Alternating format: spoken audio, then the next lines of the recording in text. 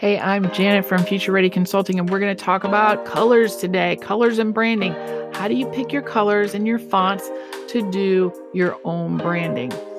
Let's get into it. I've got a great app to show you, coolors.co, coolors.co. Let's go. This is very cool. Okay, here we are at coolors.co.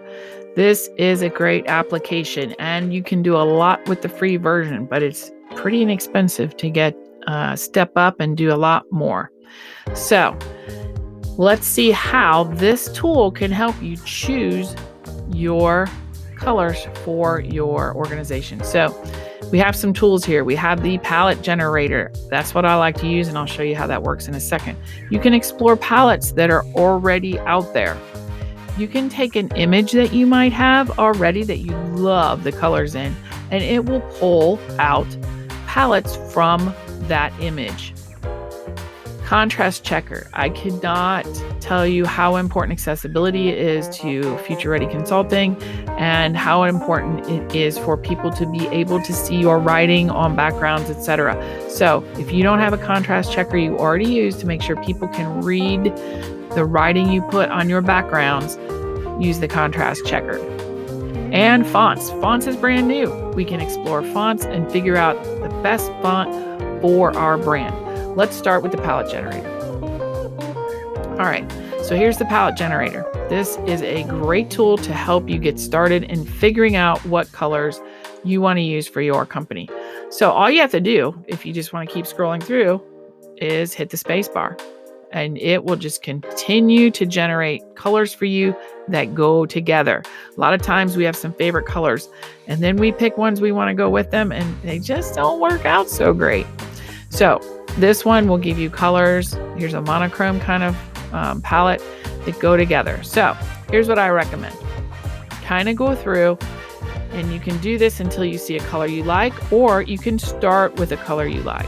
So I'm going through here and I like this blue. This is a nice blue. So what you can do, or if you have a client that says, I like blues and this color, find out their favorite color. All right. I'm going to lock that one down. Okay. It tells us what the hex code is. And we can put it in a favorites library if we want. We can find gradients for that and shades. But let's just start by locking this one in. All right, I'm going to flip this again. So now it's going to generate colors. They still go with this blue. And you have to think about, what does your client want? All right, so this is a nice color that goes with that blue. I like that. I also like this one. And then let's keep generating these last two. I'm wanting something kind of light. There we go. Because we have a dark and we have a pop of color here, pop of color there. This is more muted, so we can do some backgrounds with that. And then let me click this one a couple more times. That could be a pop of color. Not sure I like that. Not a fan of that. Give me that last color. So this isn't too bad if you want more of a muted palette with that pop of blue. All right, for sake of time, let's do that one. So now I've locked in my palette, okay? You can export this as a PNG, PDF image. You can link it in, so that's really nice. You can use an embed code. Now, some of these, I think you have to have the updated version, which is okay. You can just save the color, all right? So you can save the palette. You can write in some tags here in a description, colors, projects, collections. So I like to do projects or collections. So if I'm working with a client and I'm trying to develop 4 or 5 color palettes for them, then I would save them here so that I could show them all at once. So that's really nice. And then you have a photo you could create a palette from, but again, we're not going to use that for this particular application. All right, so we've generated a color palette and we know all the codes. So these codes now, what I do is I take them and I put them into Canva. So now I have my brand created in Canva using these codes. You can write these codes somewhere or send them to a client. Now you have the codes for whatever application you're in. If you're wanting to do some branding, it's really, really helpful. And you've saved it, so you can always go back. All right, let's try the Explore Palettes tab for now. let's look at that.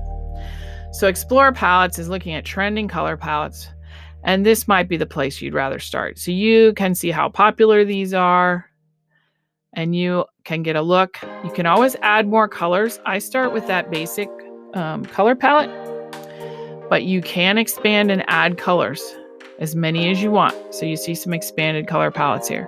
So you can look through. If you're curious, if you're like, wow, I love that color, you can get the code and then start a generator with that, which is really nice. So you can just look on through here and see what's popular and what's trending. And maybe that's where you want to start, which is great. Okay, you can search with a hex value or a topic. So let's try tropical. All right. You can pick styles, how many colors you want, whether you want it warm, monochromatic, whether you want gradients, topics. Okay, so let's do tropical sunset. Oops, that was too specific. That was too specific. All right, let's try the sunset. Okay. Sunset color palettes. So this is great. So you have lots of ways you can get to a palette, which is really nice. I like that you're not limited, and if your client has some really warm feelings, or if their business, if their business is sunset cruises, you probably want a palette that's sunset. If they have a business of some other sort or a service, think about that when you look for your color palettes. So this tool is fantastic. All right, let's look at the new fonts. Okay, this is the new fonts picker, brand new. And so, you know how you pick some fonts sometimes in Canva or just in a Google Doc or something, you're not sure what you're getting. So here you get to see them more in action, and you can scroll through, or you can go ahead and find these fonts with sans serif or serif, and you can look through and see what your favorite ones are. Okay. And that is nice to see them in action. You can look for handwriting fonts. I'm often looking for handwriting fonts, so this is really, really helpful. So you can really get in here and look at these fonts, and if you see one that you like, let me find something that I like here. This one's pretty interesting. All right, let's pick that one.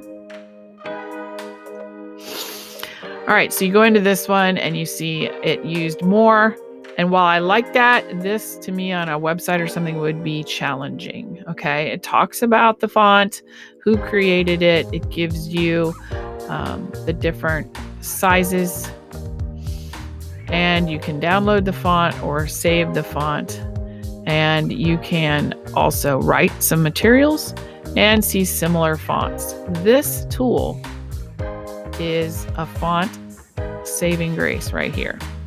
Okay. Check out coolors.co. There's a link in the description below, and hope to see you in the next video. And remember, without impact, it doesn't matter.